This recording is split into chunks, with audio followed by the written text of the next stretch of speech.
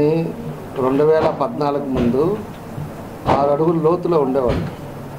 ఒక వర్షాల్లో కూడా నేను ప్రతి బజారు కూడా నేను ఆ రోజు తిరిగా.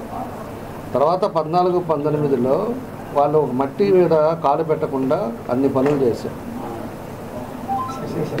కాబట్టి ఒక్కోటి ఏం చేయాలనేది, ఎట్లా చేసుకోవాలనేది అన్నీ చేసుకుని వెళ్తున్నాం. ఎందుకంటే మనవాడు ఇప్పుడు వాటర్ కావాలంటే అదే 5 ఏళ్ళు ఏం చేశారో నాకు అర్థం కాదు.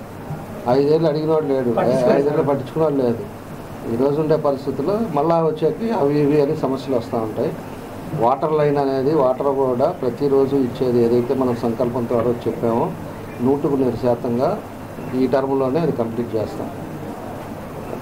అది కూడా ఎక్కడెక్కడ వైండింగ్స్ కూడా మన మాస్టర్ ప్లాన్ ప్రకారం కూడా రోడ్ వైండింగ్స్ కూడా చేసే పరిస్థితులు ఉన్నాయి. ఇవాళ నేను కాదు, ప్రభుత్వం కూడా ఒక నిర్ణయాలు తీసుకుంది.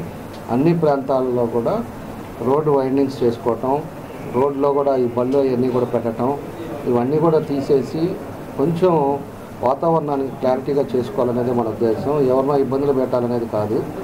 ఇప్పుడు రోడ్డు మీద వైండింగ్ చేసి అంతా చేసిన తర్వాత బళ్ళు తీసుకొచ్చో, లేకపోతే ఈ దోశల బల్లో లేకపోతే ఇంకో బల్లో పెట్టేసి ట్రాఫిక్ మళ్ళీ అంతరాయం తీసుకొచ్చే పరిస్థితులు వస్తే మళ్ళీ పబ్లిక్ ఇబ్బంది వచ్చే పరిస్థితి వస్తుంది. కాబట్టి దానికి సపరేట్ ఫుడ్ కోర్ట్ పెడుతున్నాం.